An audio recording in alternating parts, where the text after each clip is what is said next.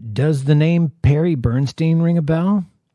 He was born in Queens, but after high school, for which I cannot confirm if he graduated or not, he moved to California to surf, do odd jobs, and sing in bands. He now goes by Perry Farrell, singer of such bands as Jane's Addiction and Porno for Pyros, also the figurehead and co-creator of Lollapalooza. Perry changed his last name to Farrell, which is actually his older brother's first name. The Bernstein brothers, Perry and Farrell, moved to Florida when Perry was like 8. Perry and his father did not get along so well in those days, so Perry left home as soon as he could. He took on the last name Farrell when he started singing because, to him, Perry Farrell sounded like peripheral. Peripheral. Did you know that? I didn't. I had been listening to Jane's Addiction since before Been Caught Stealing ended up on MTV's Buzzbin. You remember the Buzzbin? Anyways, welcome to This Band Could Be Your Food. This episode is all about Jane's Addiction. Keep listening to learn interesting facts and the history surrounding all things Jane's Addiction, and we will figure out if Jane's Addiction were a food, what food would they be? If you like the show, please rate us on Apple Podcasts or wherever you can rate shows. And now, an in-depth look at Jane's Addiction and a recipe you can make at home. Here's the theme song. This band could be your food.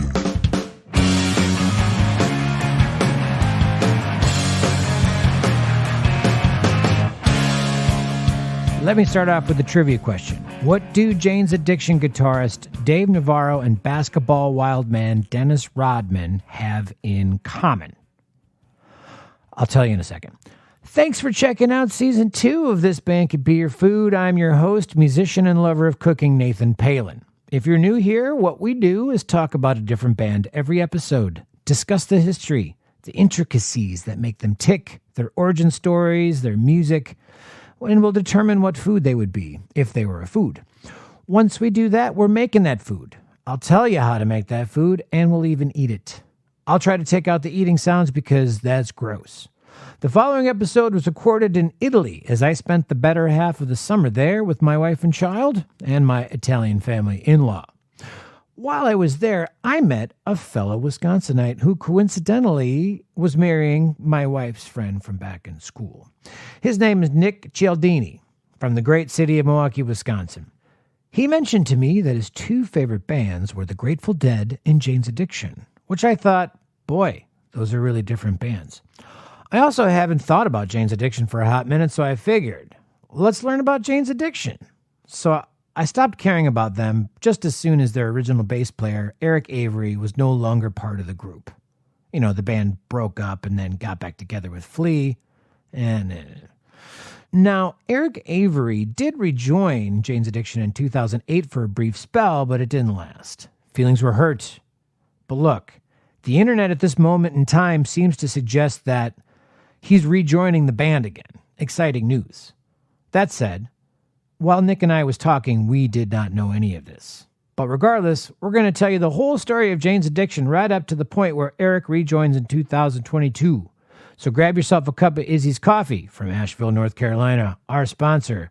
Join us for a cruise around Jane's Addiction land. But before you do, just so you know, Dave Navarro and Dennis Rodman were both married to Carmen Electra. Just a useless fact for you. Now, on to the show.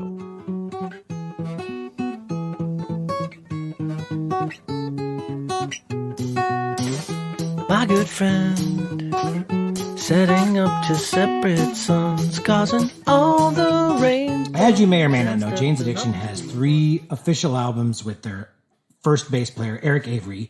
Right. But 97 is when they got back together for the first time and brought in Flea as their bass player.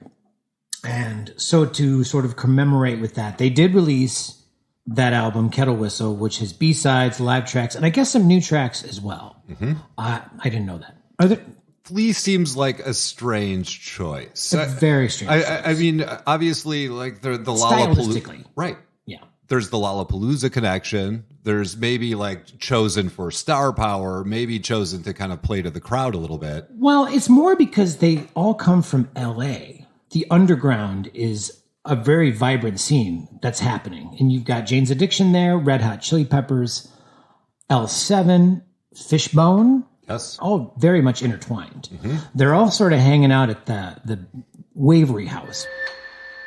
Folks, brief history of what the Waverly House is, because this comes up. It's kind of like when you first go to college and all your friends rent some huge place that you can throw parties and all that. Perry essentially found this house, which was owned by a couple of LA police officers.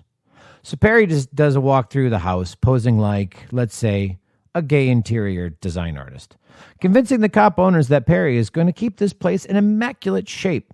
Well, as soon as he signs the lease, he invites all of his artists and music buddies to move in, and it becomes a clubhouse of the underground LA music scene. Carry on. That's where he sort of meets Eric Avery, and Eric Avery kind of comes over. Eric Avery is the bass player of Jane's Addiction. And in my opinion, maybe the really one of the creative forces of the band. Absolutely a creative force. Yes. The band is not really Jane's Addiction without Eric Avery. It's unfortunate, but it's completely understandable, and we'll get into it why Eric has withheld his position as the bass player in the band.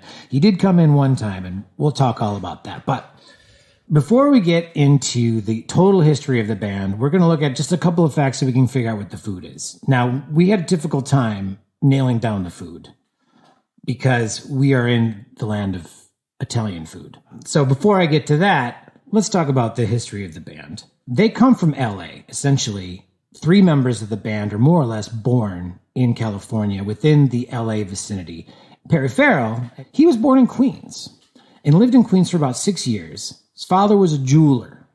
And this is what was surprising to me is, and I don't know why this is surprising, but Perry is Jewish.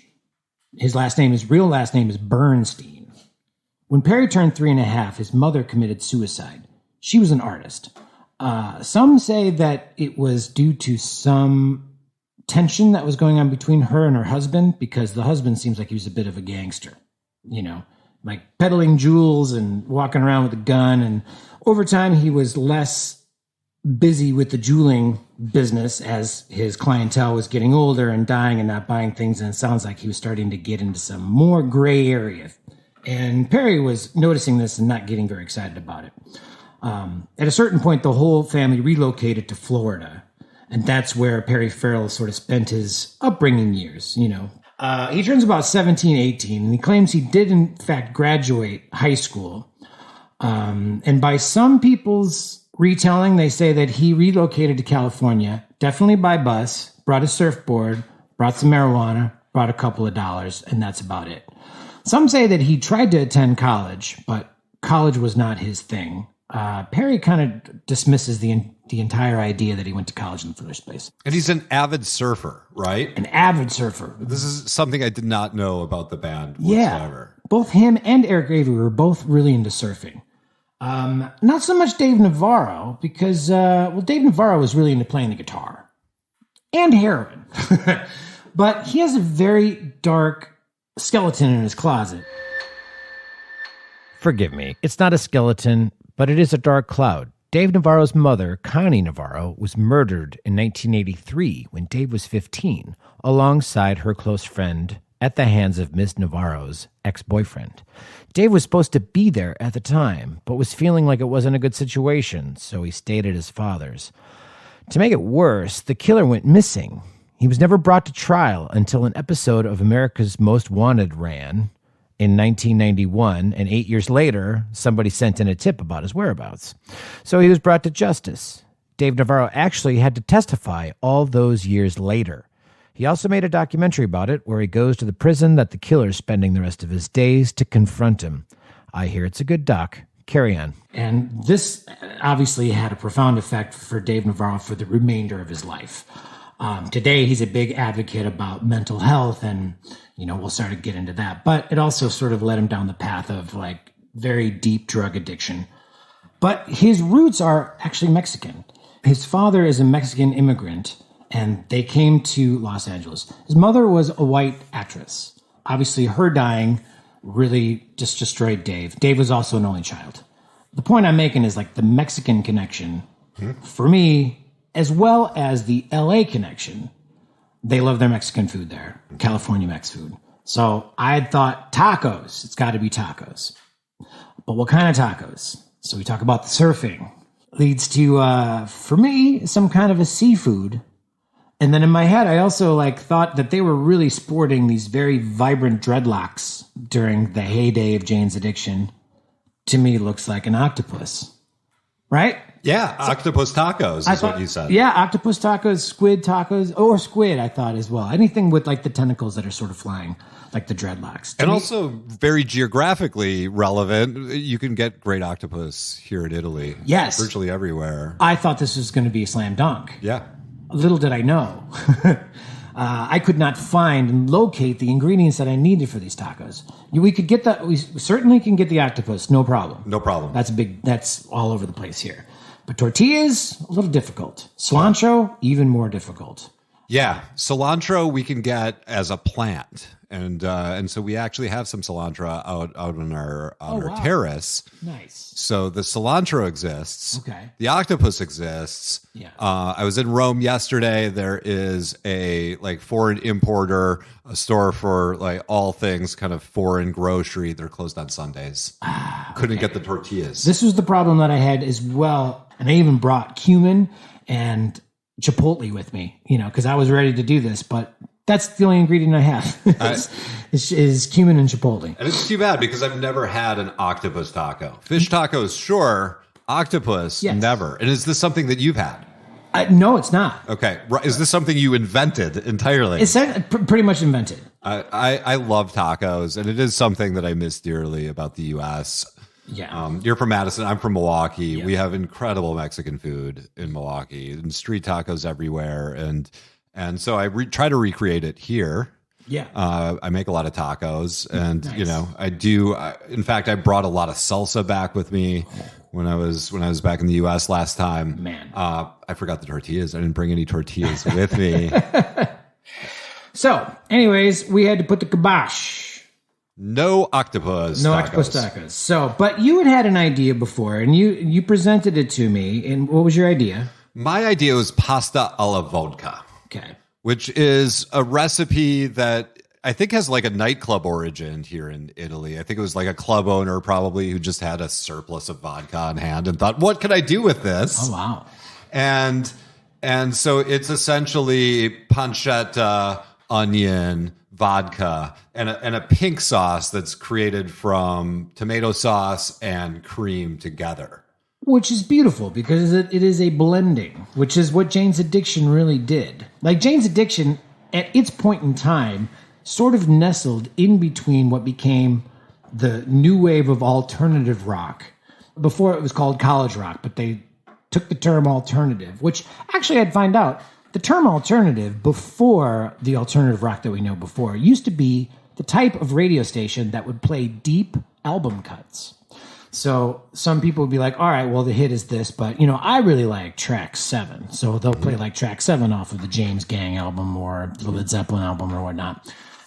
This was the alternative. But for some reason, somewhere down the line, it was right when Jane's Addiction happened, the alternative nation, which some people say was a term that was coined by Perry Farrell. Yeah, I mean, they're definitely genre defying for sure. And maybe the interesting thing, too, about pasta alla vodka is, as you could imagine, Italy doesn't, turn out a lot of like brand new pasta recipes very often because they're very traditionalist here. So like the fact that something like that could even catch on here, I was even skeptical that it was truly Italian. In my head, I'm like, that must be an American, right? Like Alfredo sauce. It very much seems like it should be, right? Sure. And so like for your listeners, Alfredo sauce does not exist in Italy. It does not. No. It does not. And as someone who comes from America, lives in Italy, I will occasionally indulge in a pasta Alfredo myself. Here in Italy? Yes. Yeah. And they look at me like I'm insane. They have like something similar, pasta or like cacio pepe. Yeah. Yeah. I mean, is there any alteration to that? Yes, entirely. They do not use heavy cream. Oh, okay. And usually, even and when we make the pasta alla vodka later, they don't use a lot of fresh whipping cream, like liquidy. It comes kind of in these cartons, and it's been sort of like compressed, and it's really, really thick. Oh, interesting. So like the idea that you get half and half or heavy whipping cream the way they have it in the States, not very frequently do I see that here. Okay, cool. Well, I'm excited about it, but there was a thing about it that to me made sense, and I don't know if Pasta with Vodka Sauce is Jane's Addiction, but I would definitely say it is some of their songs. Some of their songs is for sure a Vodka Sauce. What I love making about it is just like the pure spectacle of getting a saute pan extremely hot and getting the pancetta right. And like, you get the shallots or the onions in there. And when you just douse it with vodka, it's just this explosion of energy, right? Yeah. And it just like becomes the spectacle. And I thought, like, there's a certain parallel to that in some of their music, when you think about Ocean Size, and it kind of just starts out with this, little acoustic guitar medley, and you think, oh, this is probably just going to be, another acoustic Jane's Addiction song. Yeah. And then it's virtually blasted with vodka, and it erupts, and like that eruption, I think is like very much emblematic of Jane's Addiction. Totally. I'm with you 100%. All right, it's official. For today, Jane's Addiction is pasta with vodka sauce. Here we go.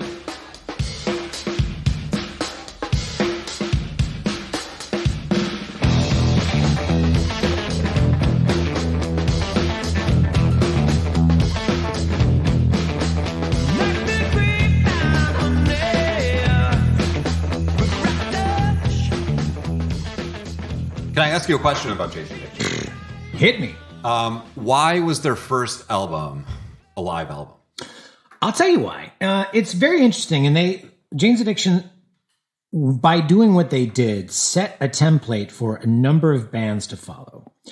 Jane's Addiction had already gotten the attention of Warner Brothers Records. They really wanted to sign him. But Jane's Addiction had said, we don't want our first record to come out on a major label because it will take away sort of our street cred. Keep in mind, during this time, what was happening in the world was like Motley Crue and Poison and Rat. And like that was the LA scene. It was just hair metal. And Jane's Addiction and Red Hot Chili Peppers were just more of an organic, like we come from the bottom. We're the underground. We're the secret. This is before internet. So they're like, this is the punk scene.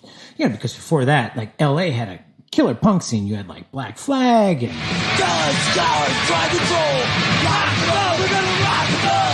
whole hardcore thing, which was coming to an end basically around, the early mid 80s, say like 84, 85, and which is essentially when Perry Farrell is starting to sing. He realizes he can sing. He becomes a member of SciComm.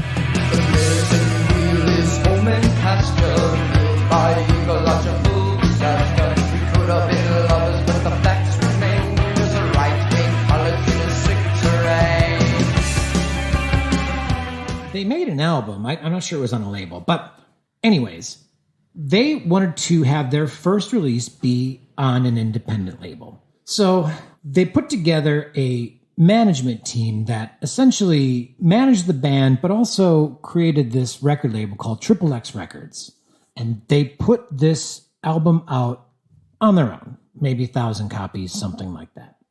In fact, I often remember referring to that album, and I think a lot of people referred to that album as Triple X. Sure. Yeah. Instead of just how it was titled, which I think was just the eponymous. It was just self-titled Jane's Addiction, yeah.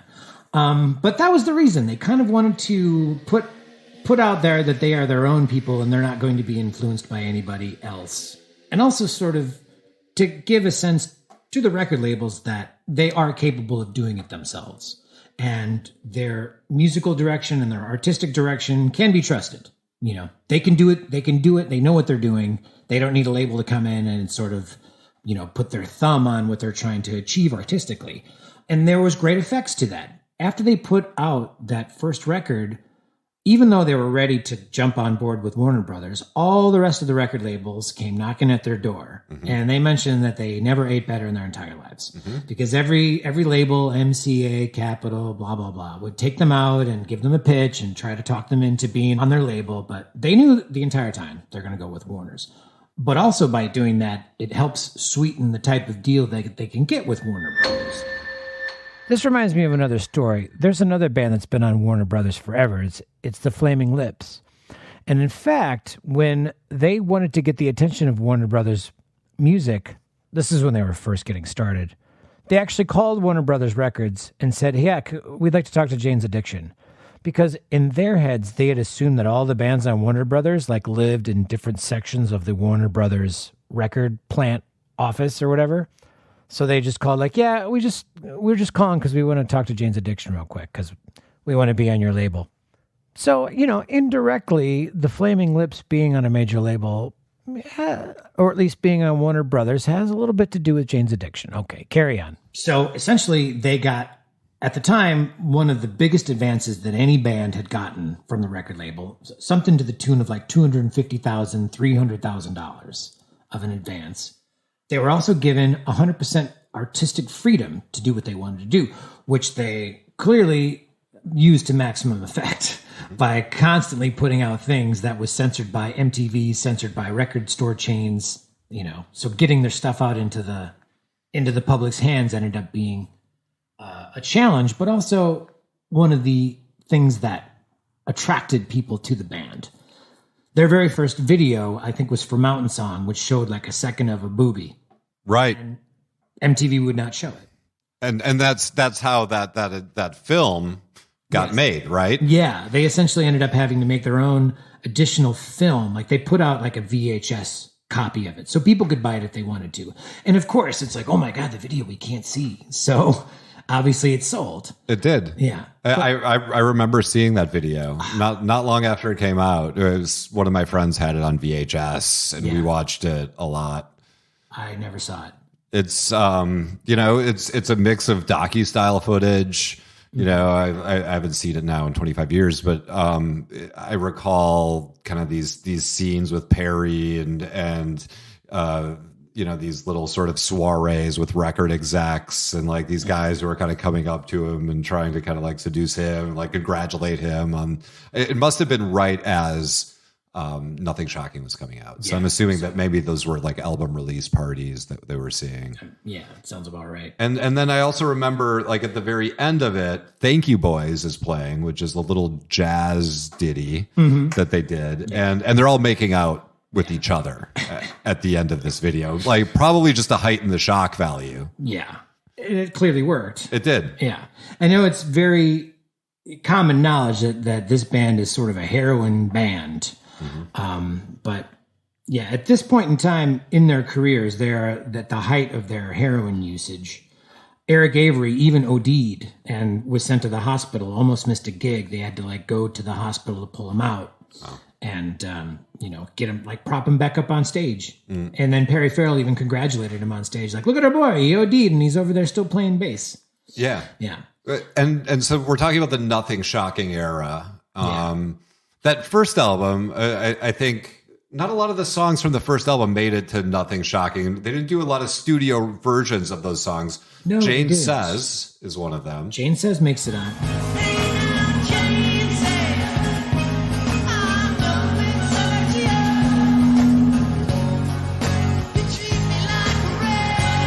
Which is kind of like some refer to it as their stairway to heaven. I think 3 Days is their stairway to heaven, frankly.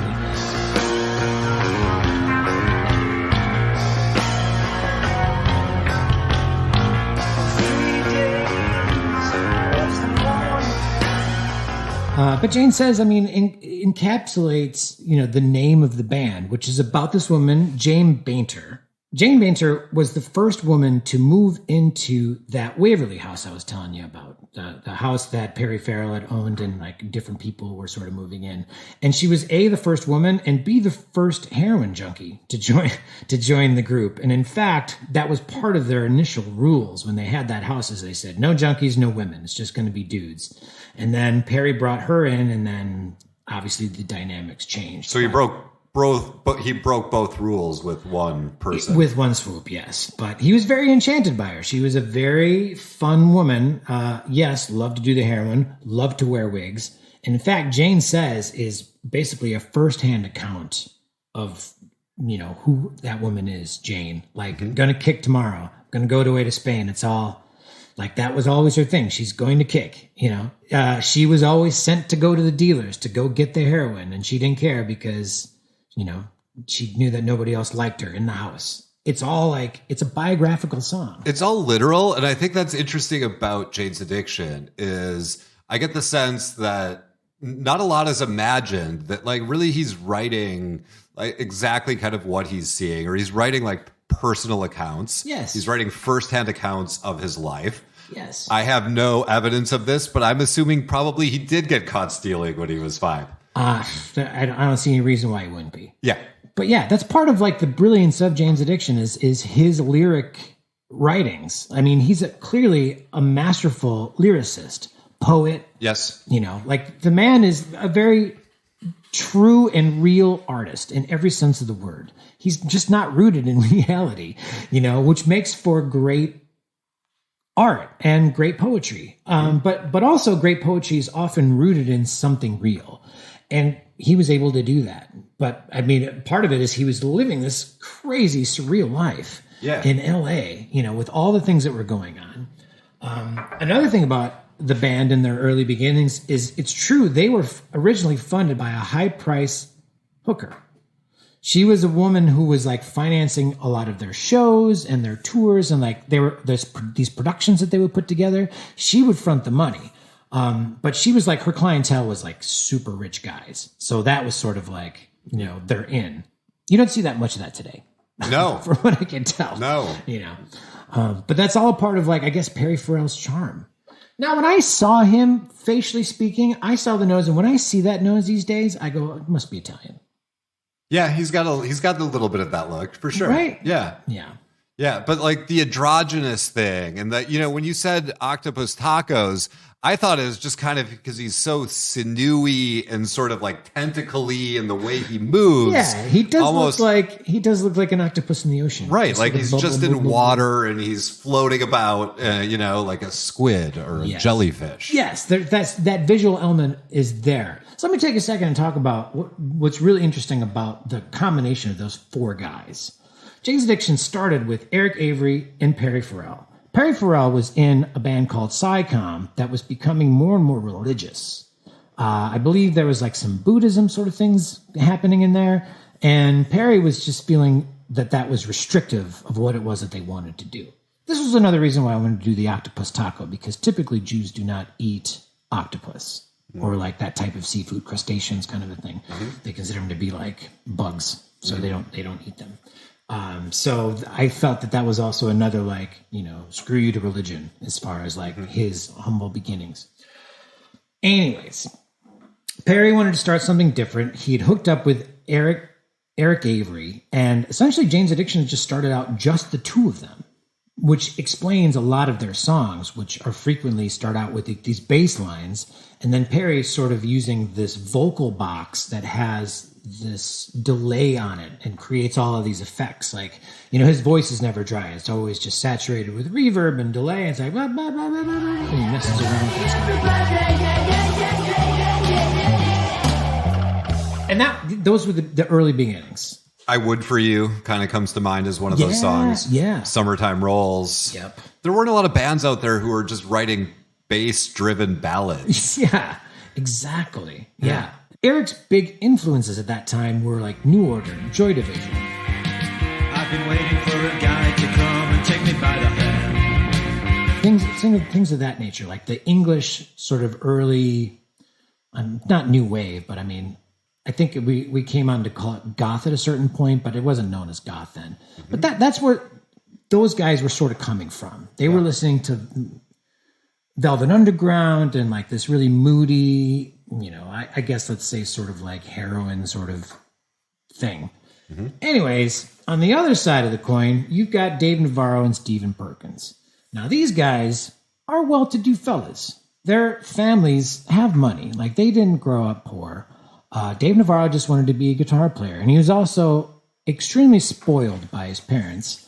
And of course, after his mother had passed away so tragically, it sort of became even more like, you know, we're just going to give everything to Dave to make him happy, you know, to try to help him get through this time, including Stephen Perkins. Stephen Perkins was his best friend. They had just sort of met 6 months, maybe 9 months before his mother had passed.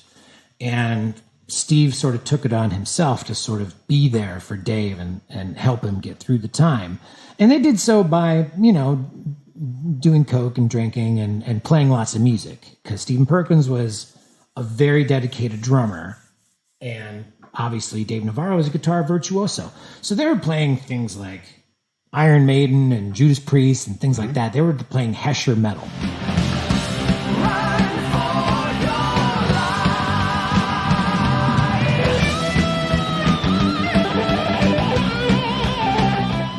And in fact, Eric had recalled that he had sort of jammed with them one time, and they wanted to play this type of music. And Eric is like, "Nope, that's not my thing. I'm into like Joy Division and punk, Bauhaus or whatever." Yeah.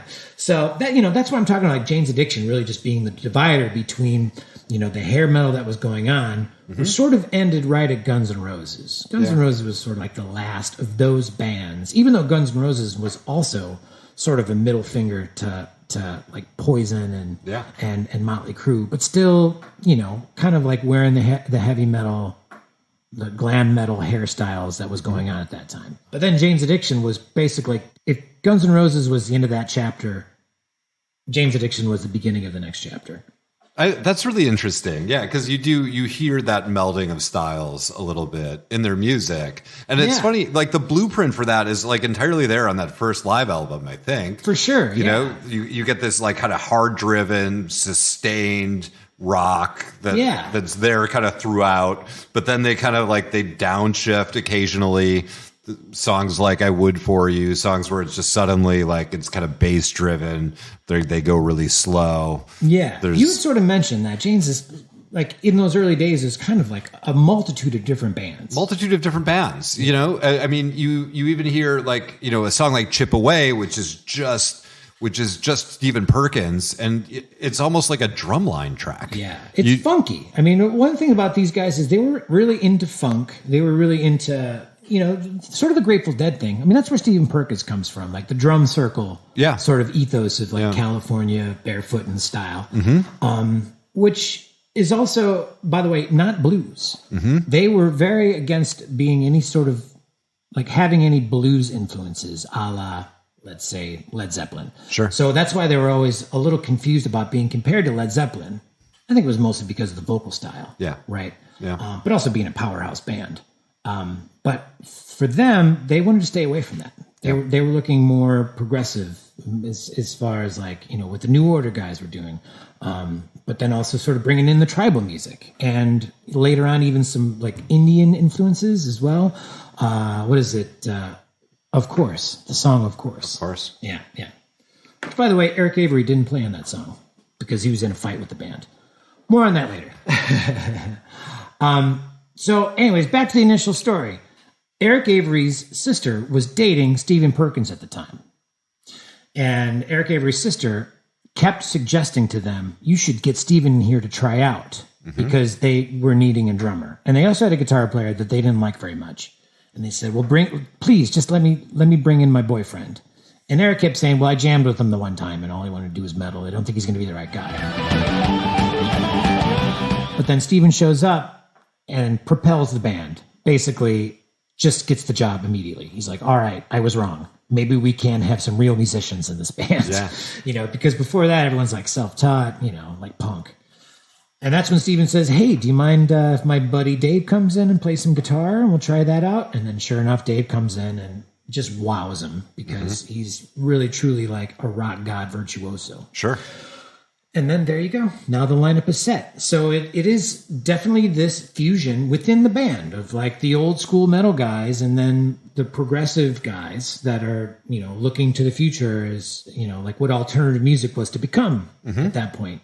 And it's true that, like, I mean, that's what creativity is in a way, is combination. It's like finding new combinations of styles and influences. Nothing, comes out of nothing, right? Of course. And they just got this lightning almost And in a way, it's funny because you could almost imagine isolating some of those tracks, like some of those bass tracks, for example, and they're kind of rollicking, and they're like, like you could almost like put a ukulele against some of those bass tracks. Totally. Yeah. And then it's the same thing, with some of Dave's playing, like remove some of the distortion a little bit, and you've got like almost like a 70s funk guitar in a way. Yeah. And they'll do that within a song too. Like do do do do do do do.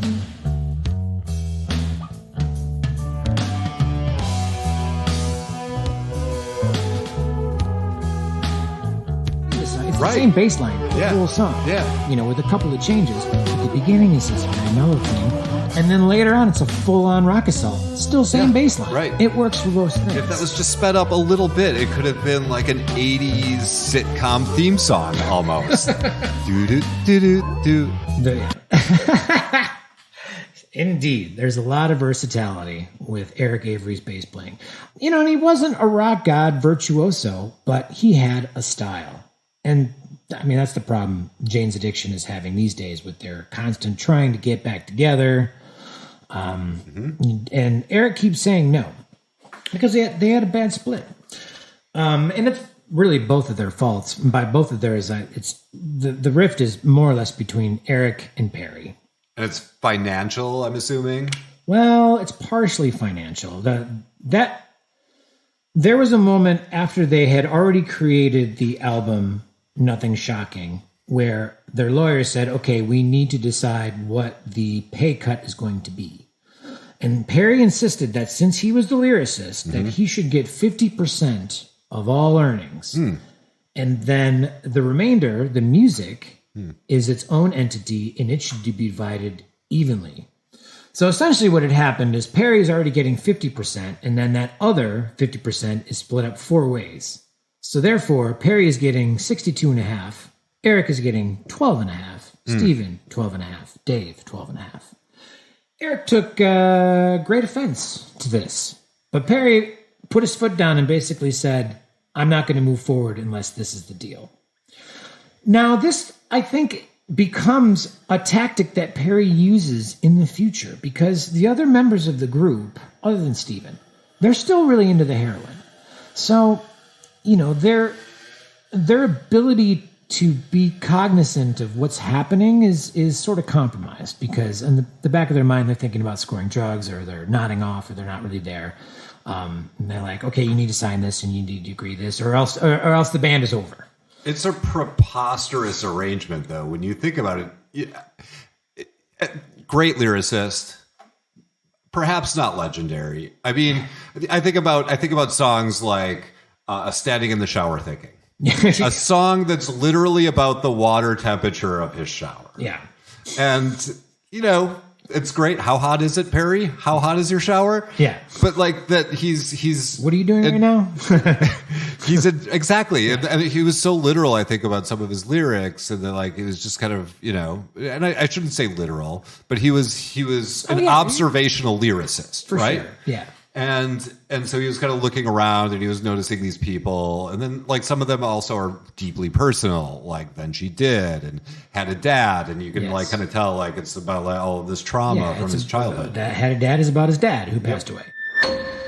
Let me interrupt here for a second. First off, to say that the song Had a Dad was not about Perry Farrell's father. Now, he had his own problems with his father, so maybe some of this carried over. But the idea for the lyrical content of Had a Dad apparently stems from Eric Avery discovering that he had a different biological father. Now, the thing about this is Eric Avery's father is documented to be Brian Avery, who is an actor best known for playing Carl Smith in the movie The Graduate, the guy who keeps Dustin Hoffman from marrying Catherine Ross.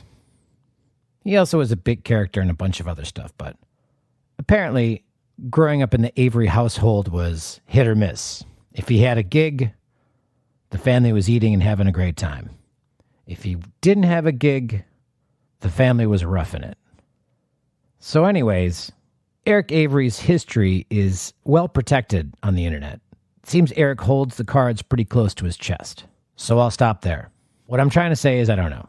back to the show. Then She Did is about his mother committing suicide. Right. So, yeah, I mean, they have these very tragic things that happen to them in their lives that they can use as to sort of reflect what's going on, with their lives and create this amazing art out of it. But imagine if Bernie Taupin told Elton John, I'm going to need 60% of all royalties because without the words. Sure. I mean, perhaps this was like, maybe Perry used that exact thing. It's words and music. Words is one thing, music is another thing. Mm-hmm. But still, like, the bands that are successful are the bands that split the royalties all the way down the middle. Examples are U2 and REM. That's what they've done, and they have been able to exist as long as they dang well want to. Mm-hmm. And when they split up, there's no animosity. But when you bring money into the picture, it's always going to be a slippery slope. I'm attracted to great lyricists. I mean, it's one of like the driving things about kind of my music selection and who I choose to listen to and what I like. Sure. And yet Jane's Addiction for me is not necessarily one of those bands. Like for me, they could have been entirely instrumental. Yeah. I mean, I shouldn't say that necessarily. It's hard to say because, when the band did split up after Ritual, there were two camps. You had Deconstruction, which was Dave Navarro and Eric Avery. Yeah. And I had thought, this band's going to be amazing. Right. And they were okay. Yeah. They had a song I really liked, but the rest of it, I think I might have was able to listen to the record twice. Yeah. Who sang in that band? Eric Avery did. Okay. Not a solid singer. Right. Really. And in fact, I think that's why Dave sort of backed out. Sure. Because he wasn't really into his singing. And obviously, Porno for Pyros became much more commercially successful. Whereas Jane's Addiction was a heroin band, it turns out Porno for Pyros was a crack band. No. They were crazy heavy into crack. Really? Yeah. This is like Perry truly becoming a real junkie. Yeah. There's sort of a divide. When he was in Jane's Addiction, he was very aware of the fact that if he sings on heroin, because the man has a very high voice, heroin restricts your vocal cords. And so he knew he could not go travel on the road and, need to get high on heroin. Not true for Dave Navarro. Dave Navarro spent most of Jane's Addiction practically nodding out. And I think about, that video Stop. Yeah. Like there's Dave sort of doing his guitar line and then he sort of stops and then they have that vocal line, get back that automobile. And Dave's like supposed to sing along. He kind of like nods out in between his guitar solo and about to sing the second half of those lines. So check it out sometime. And I'm assuming that it was really the drug use that was kind of the impetus behind their demise. No? Is that what happened? For sure. For sure. But what turned into is Eric becomes sober. Okay. After his overdose, he sort of has like a realization that he can't continue on this way. So he becomes sober. Dave Navarro gets even more into heroin than he's ever been. Yeah. According to his recollection, as they were starting to record Ritual Dilo Habitual, he has about 5 minutes of memory of recording any of it. Yeah. Perry Farrell is just sort of being crazy insane. Kind of dictating to the band what it is that they need to do. They sort of said in the studio he was, if somebody wasn't doing something to his liking, he'd say, no, your guitar line is wrong, and he would sing how he'd want the guitar line to be done. Eric was getting fed up with this whole thing. Yeah. And in fact, this is when he decided, when they were doing the song, Of Course, which has this sort of Indian flair, he said, you know what, I'm done. And he kind of walked out of the studio. And they ended up having to get their engineer to play bass on the song. So it's the only song of that time where Eric Avery isn't playing bass. Yeah, some other guy is doing it.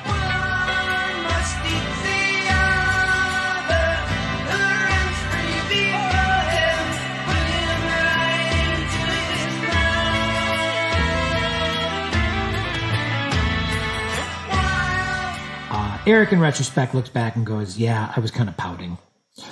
But rightfully so. I mean, if you're the only sober person in that environment, and that environment is that Is that out of control? Yeah. And it sounds like it was. It was. And Perry Farrell, for all of his good and bad, is the kind of guy that isn't going to tell other people what they can and can't do drug-wise. And that includes himself. And he is not going to stop doing what he's doing because anybody else is or isn't doing what they're doing.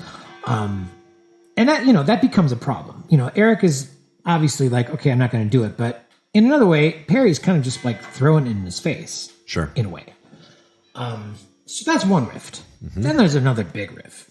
And it involves Perry's girlfriend, Casey, at the time. Now, Casey Nicolai, her involvement with the group cannot be understated because she ends up being sort of the co-conspirator art director for all things Jane's. She just is always there helping the band kind of pick out their clothes, making sure they look together, because initially Jane's Addiction looks like 4 random dudes that they found, at rave and sort of said, okay, you guys stand together. We're going to take a picture of you. They look like totally different guys. Casey was kind of there to sort of help them coalesce into something that was more, fluid and like their own gang. So they, just showered them in corsets. And so, one day Dave was wearing the corset, the next day, Perry was, etc. And also, helped with the artwork. Famously on the cover of Nothing Shocking, the image is of Siamese twins, which are basically plaster casts of Casey, with their hair on fire, sitting on a rocking chair that, instead of rocking forward and backwards, rocks side to side. Perry apparently had this as a dream, and so wanted to recreate it. And on Warner Brothers' dollar, hired an artist to come in and start to put this together. And he was around long enough for Perry to see how he was doing it the way that he was doing it, and then promptly fired him. And then did the artwork himself, then did the plastering of Casey's face and all of that, and then took 100% credit for it. So, I mean, just saying. Perry's a little shady sometimes. But yeah, those faces, those characters, those are of Casey. Casey also appears on the cover of Ritual de lo Habitual. Ritual de lo Habitual is, as you can see, is of 3 people, which is Perry Farrell, Casey, and then a third girl, Zionian Blue. Which was, as I recall, referenced in a lyric, was it not? Very much so. 3 days is basically about their sort of 3 days of bliss. Okay. Of drug doing and sex and song listening, but they just sort of did 3 days. Tragically, I mean, it didn't end at this moment, but, shortly after this woman, Zionian Blue, had overdosed and died.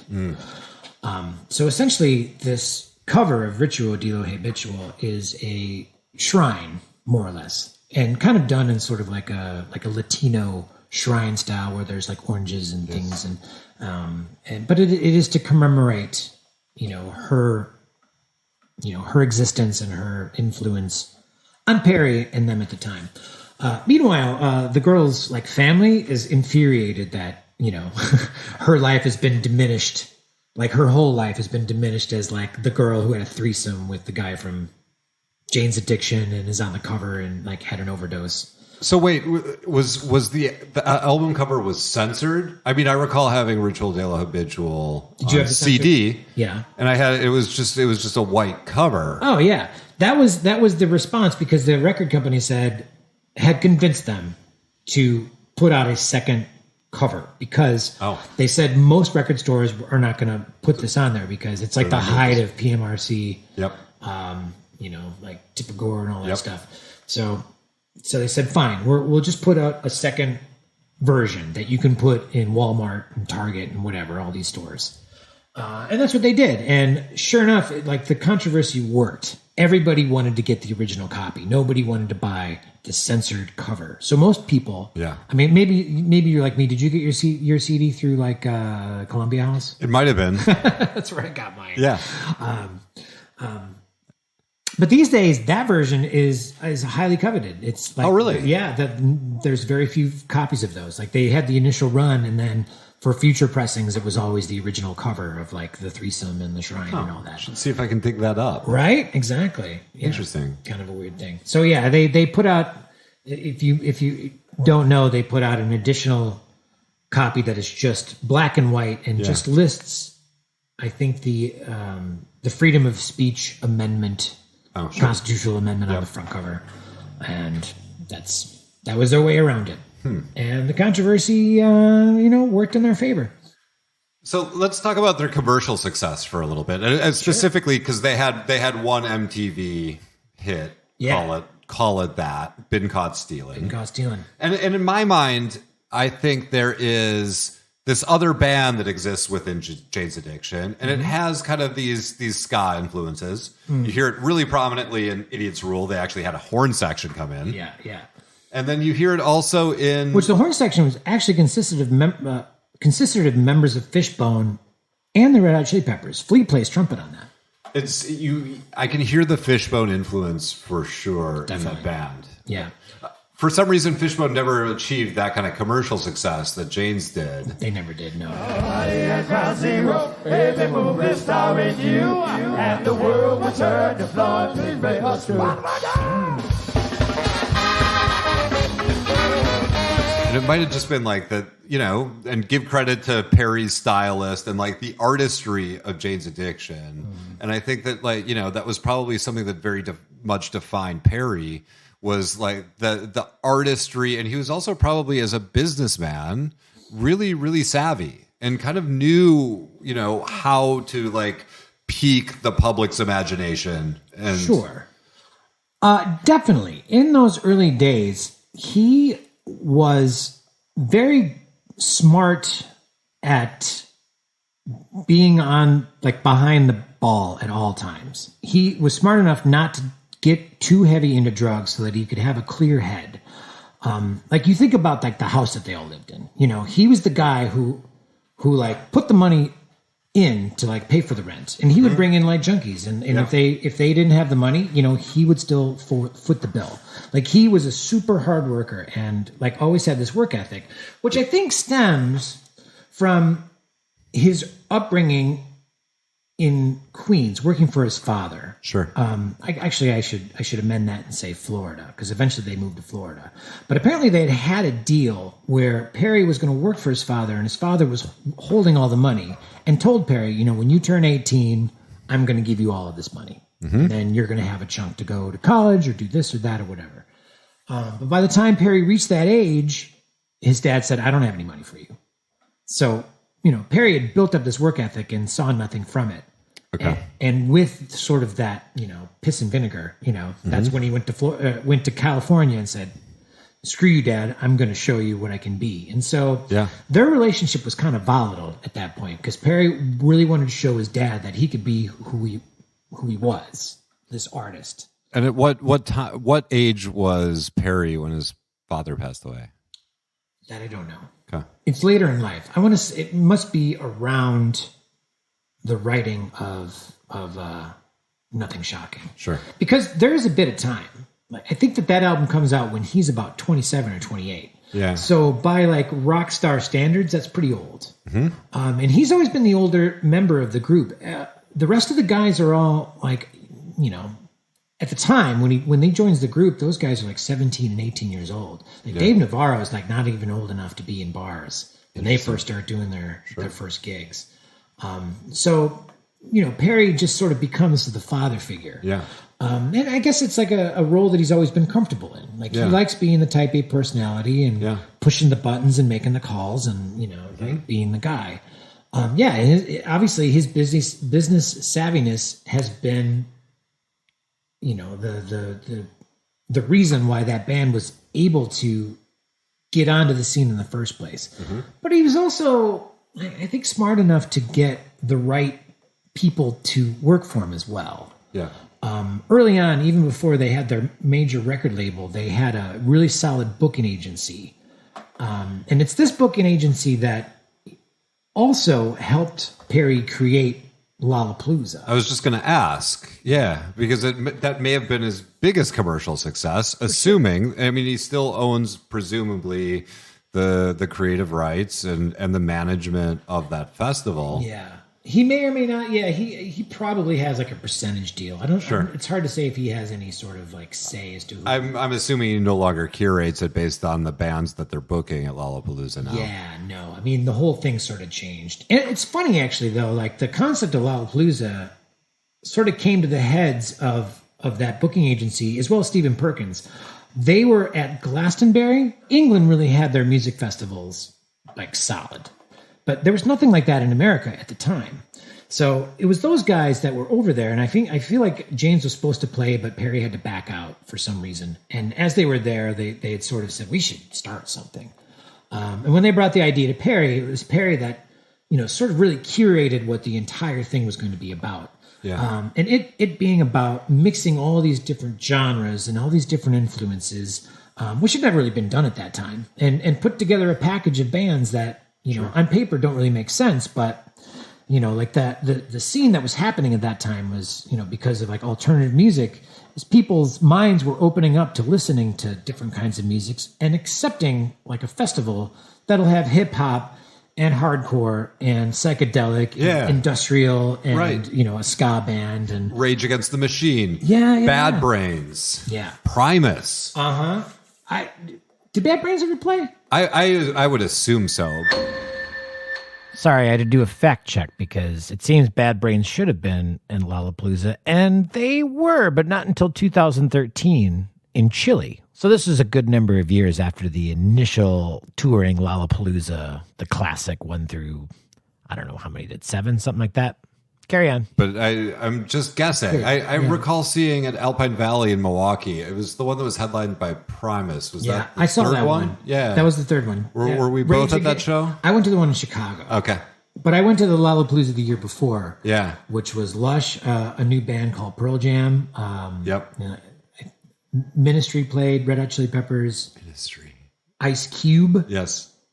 Soundgarden. Who am I missing? A great lineup. Yeah. A great lineup. Including Ice Cube, Just throw him in there too. Why not? Yeah. But the original one had Butthole Surfers, Ice-T, and Body Count, which was a super exciting time, because like Cop Killer was just happening, and that was very super influential. And then Jane's Addiction. Initially, they thought it was going to be a one-time thing, this Lollapalooza. Sure. This tour was going to be a one and done because it was Jane's Addiction's official ending. Yeah. Because they no longer could stand each other. Yeah. So at most of these shows, like Dave Navarro was, becoming, super dependent on heroin and getting into fights on stage with Perry Farrell. Most famously, the very first show, just outside of Phoenix, they had a short set because they started fighting on stage, and Dave knocked over his guitar amplifiers and smashed his guitar.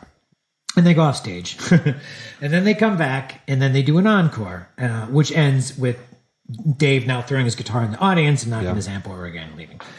Meanwhile, Eric Avery has basically said, once this is all over, I'm done. Yeah. And he's clean. So he just kind of shows up for the show and then goes back to his hotel afterwards.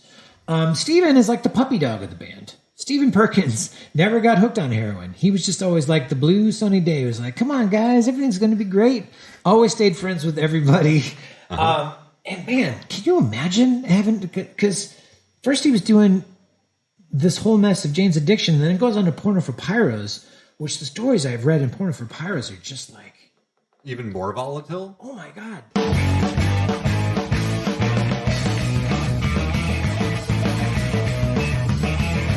Folks, I'm sorry, but we're going to put an end to the conversation right here. We'll call this part 1.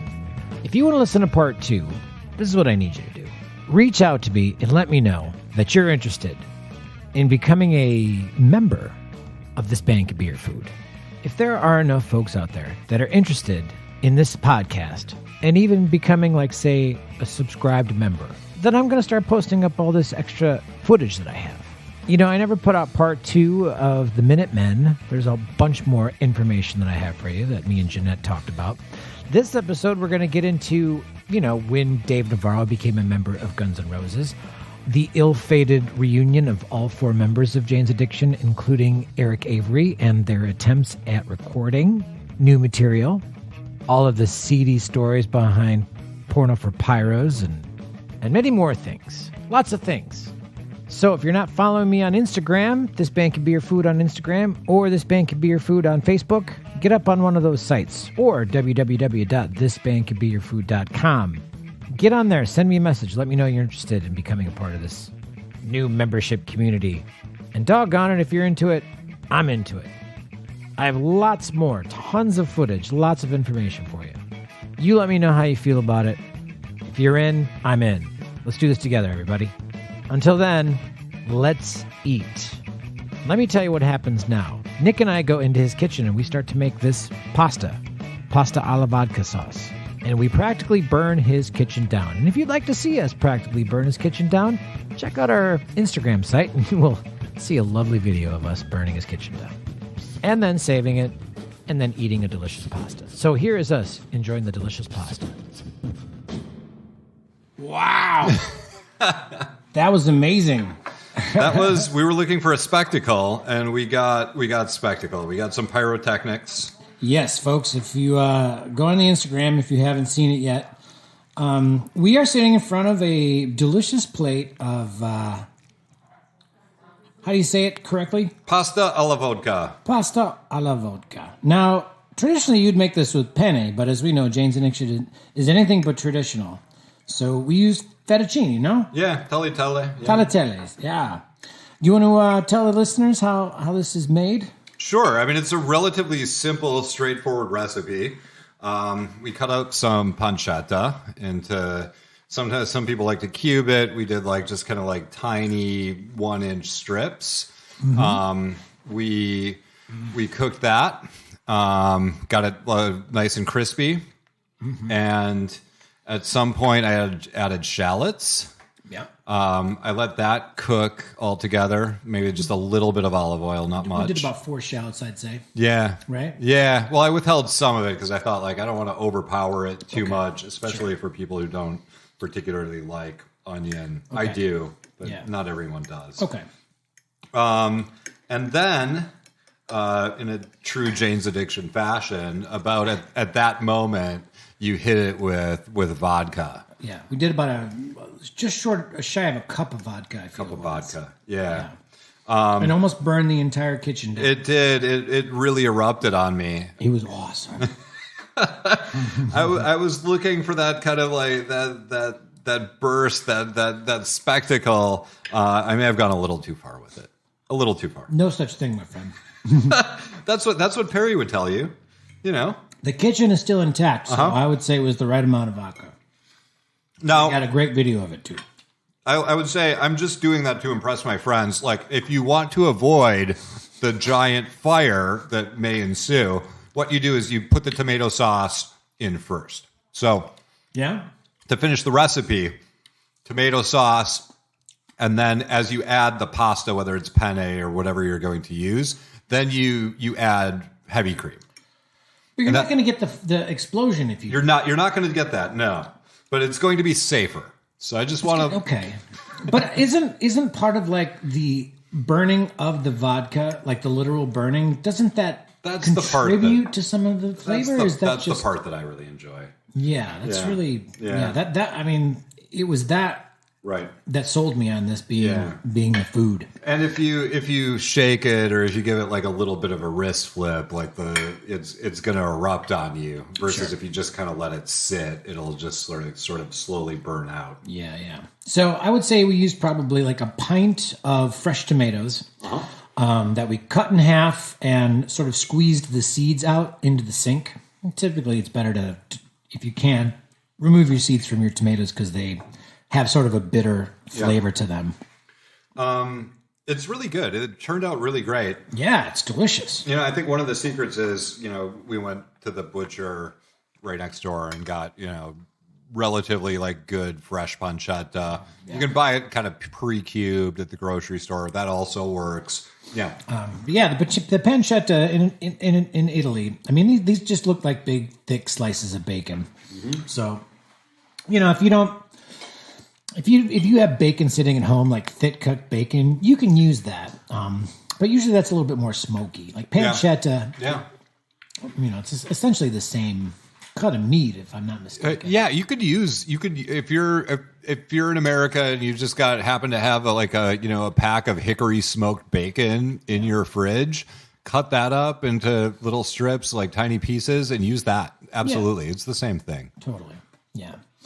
Yes. So we did that. You put in a jar of tomato sauce. What was that like? Was that like a 28 ouncer? Yeah, a 14 ouncer, something like that. Yeah, quite a bit. A good, because we made a lot. We were serving for 4 adults and 4 kids. Correct. So, and then I would say almost a pack and a half of pasta. Like your typical pack is 500 milligrams, and we threw in a heaping bit more.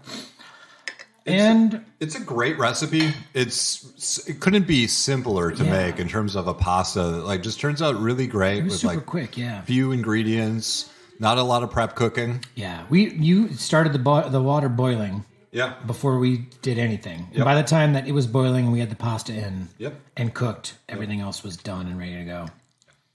So, yeah, delightful. And, I'm glad that we went Italian with the cuisine for this. I know that I was thinking Mexican food, but, we're here with the best ingredients that, Italian food has to offer. It's true. So, I mean, this is very nice pasta. These tomatoes are grown on Italian soil. Maybe they were picked off the vine a few days ago, and that's about it. I mean, you could almost imagine Perry in like an alter universe and a different career, just essentially, being a restaurateur. I mean, I could see it. I could just see him like owning some Michelin star restaurant in LA. In fact, I'm kind of surprised he doesn't have one almost as an investment. Like, why not? I don't see why he doesn't. Yeah. He does seem, he definitely has the personality of the guy who's like walking around talking to every table. Exactly. Yeah. Meeting people, organizing like the food critic to come down and et cetera, et cetera. Yeah. He's got a really good sommelier working for him. Yep. It all makes all the sense in the world. And now, yeah. I do, the one problem is I'm pretty sure that Dave Navarro is vegan now. Maybe Perry Farrell is as well. I'm not 100% sure what their dietary restrictions are. I mean, it hasn't always been this way. So, this Jane's Addiction was a moment in time. Well, did they eat? I mean, they're kind of like non-fooditarians, I think, like for a while. In Jane says when she says she pulls her dinner from her pocket, she's not talking about food. Oh, sure. Yeah. She's talking about her fix for the night. Right. That's dinner. Yeah, I don't know how much food they consumed in those early LA days. Sure, no. Aeritarians? Yeah, they're skinny guys. I remember Perry talking about when he was skinny, he just didn't really like to be in cold water or anything like that. For sure. That was one of his things. Yeah. So, especially after he started doing all the heroin, he couldn't really surf anymore because he was just so freezing cold. Oh, he couldn't go out anymore. Probably too physically weak too to do that much paddling. I mean, surfing is hard work. Have you ever tried surfing? Yeah. Yeah. Mm-hmm. Have you gotten up? Caught a wave? Yes. Nice. Yes. For like 1.5 seconds. Yeah. I have caught waves, and I was terrible at surfing. And looking back, had no business surfing like some of the places that I surfed. Had not what I would call a near-death experience, but at the moment felt relatively near death. Wow. Surfing south of San Francisco and Pacifica, south of Pacifica even, and just got caught in a current and couldn't paddle back to the little cove that I had started from, and then kind of calculated like, all right, I guess I'm going around this big rock outcropping. And who knows, what's going to happen there. And fortunately, this had happened to somebody else because I found a rope that had been hung from the top of this bluff that I had to then climb up. Holy crap. Pull my board behind me. And I think that was the last time I went surfing. That sounds like the last time I would go surfing too. All right, you know what? I think we've done plenty of talking. How about we get to eating? Let's do it. Thank you so much for having me over and cooking this delicious pasta. Dude, it's so good. Delighted. Thanks for having me. Absolutely. I learned a lot about Jane's Addiction today. Awesome. Yeah. I did too over this past week. I did a lot of research. I read, there's a book called Whores, which is kind of an oral history I highly recommend. There's also a online video that you can see of, it's like a 2-hour interview of Eric Avery talking about his second departure with Jane's Addiction, which sounds like really rubbed the hairs of the other Jane's Addiction members in the wrong way. Why? Was it just too self-aggrandizing, or what was it? No, it was more him just kind of like, making Perry seem like a big, giant pain in the ass. Yeah, which sure. Yeah. I don't have any reason to think that he's not anything other than a big, giant pain in the ass. Yeah. I don't think that he means to be. It's just his head is just rooted in art and not really reality. I mean, it is to a certain point, but he sort of needs, decoders to take the good parts of what's going through his head and putting those out there and like less of the bad things. So it's kind of weird, but whatever. You needed Perry for any of this to happen, and I needed you to make this delicious pasta and save me from trying to make terrible Mexican food. So, anyways, thanks again, Nick. We'll Buon appetito. Buon appetito, everybody. Ciao, ciao.